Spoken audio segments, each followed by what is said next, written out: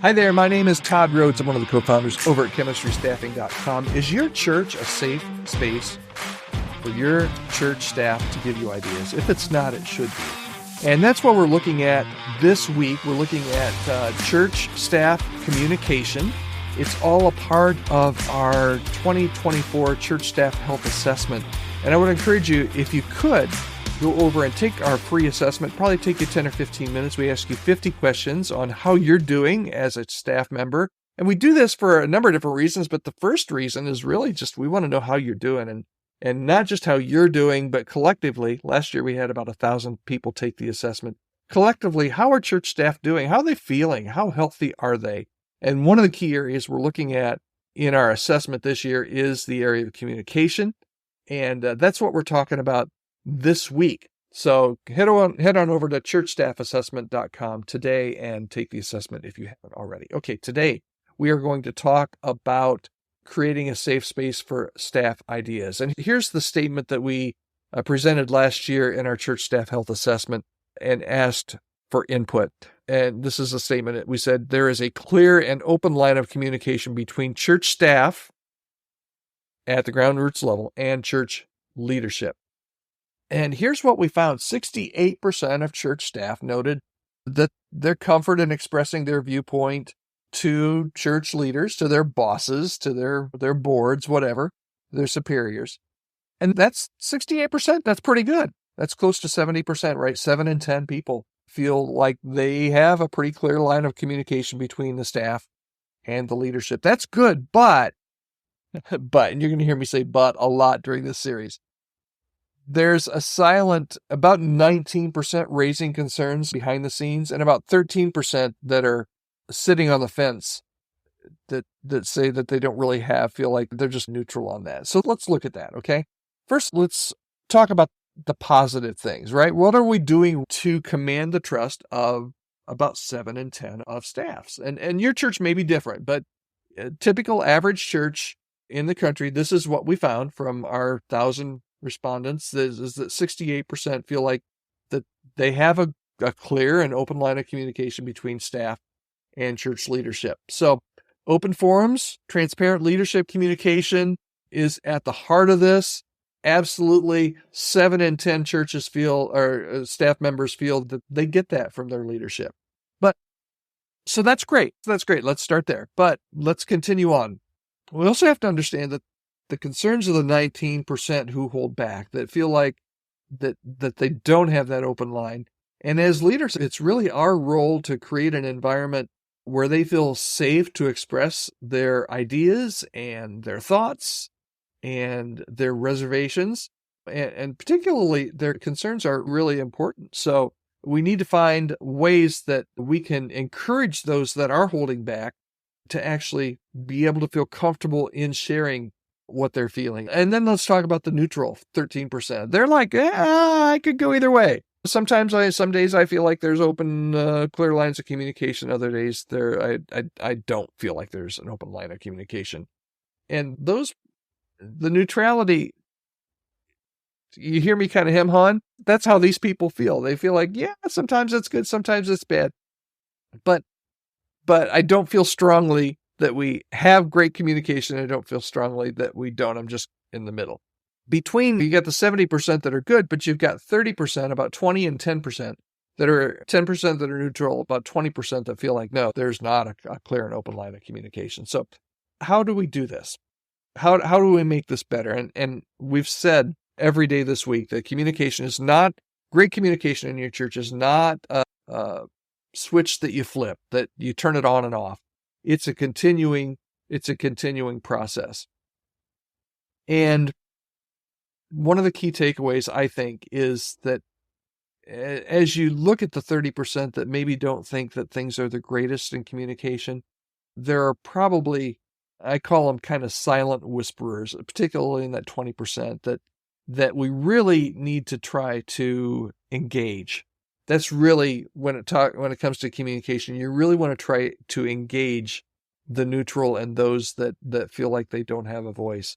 Silence speaks as well, and we need to be able to listen in the silence. Okay, what do we do if you're leading a team, or if you're on a team that doesn't have good communication. What's the call to action for today? If you lead a team and you find that communication, you get the idea that you've got some people that feel like your communication is not the best, here's what I think you should do. I think you should act swiftly and act now. Okay? Address the concerns. If you've got people that don't speak in, that you don't know, and here's the easiest way, I think, to know who that 20% and who that 10% are. You don't know where they stand because they're not communicating with you. And if you wonder where someone is and how they would answer that question, chances are they're probably either neutral or maybe even on a little bit on the negative side. So act swiftly, act now.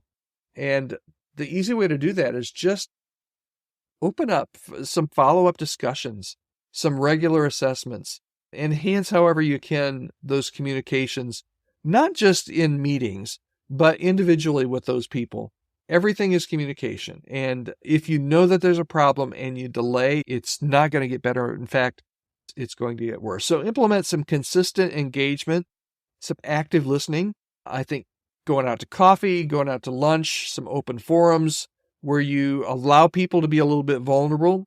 Maybe for the first time in a long time, you actually invite input. You invite people to share not only their ideas, but their concerns with you. There's a level of transparency and a certain level of risk there, absolutely. But the alternative to just shutting down communication or having people that do not communicate is not good long term.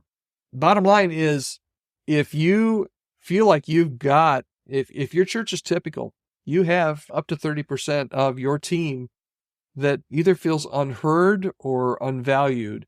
And if there are certain team members that you're not sure where they are, my guess is they might fall in that 30%. Open up to them, take them out to coffee, start to have some conversations. Communication's a two-way street, and part of it relies on you. If you're a staff member and communication just isn't good, it's harder for you, right? Because you've got to, instead of from the leader reaching down to you to get input, you have to reach up for input. And that can be harder, and it can be risky, and it needs to be done, right? If you feel like you don't have a voice and you need to have a voice, reach up, ask your supervisor out to coffee, see if you can share some ideas, see if you can get that, kind of open up that line of communication with them. Because we talked about this, I think, on Monday, that if there's a lack of communication and that continues on, and you're a staff member and you feel like, hey, this place church I'm at just does not communicate, guess what you're going to end up doing probably in the next 12 to 18 months. And our research backs this up too. You're probably going to start looking for another role in a different church, one that you feel like you've got a little bit more input and a little bit of communication in. While it might be risky, and while you might feel like, hey, this isn't even mine, why do I have to be the bigger man? Why do I have to take the first step here?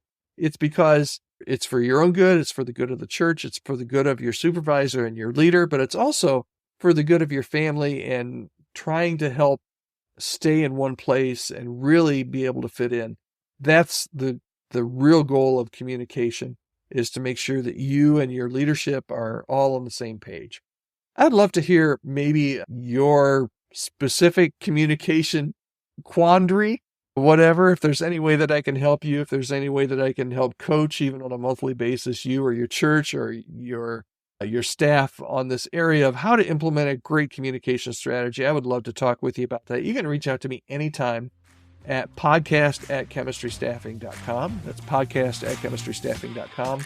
And also, I would love for you, if you've not done it already, head over to churchstaffassessment.com. churchstaffassessment.com. Take the free assessment, and I think you'll really enjoy it. We've made it really enjoyable to take. Probably take you 10 or 15 minutes, but we think that would be a good thing. I think you would really enjoy doing that. Tomorrow, we're going to finish out our area of communication, and we're going to talk about how we've talked a little bit about already, but we're going to break down how you open that line of communication and how your staff can help you with that communication plan. We'll talk about that tomorrow. Hope you'll join us here on the Healthy Church Staff Podcast.